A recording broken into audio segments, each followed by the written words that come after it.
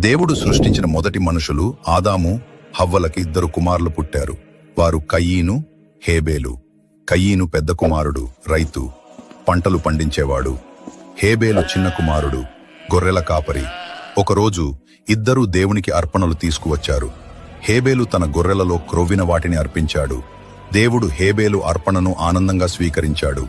కాని కయీను తన పంటల్లోంచి కొంత మాత్రమే తీసుకొచ్చాడు, ఉత్తమమైనవి కాదు. దేవుడు అతని అర్పణతో సంతోషించలేదు.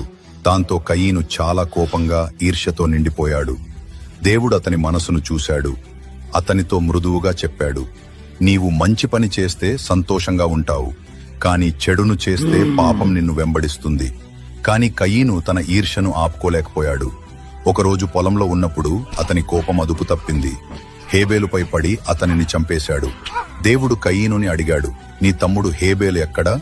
కయీను అన్నాడు, నాకు తెలియదు.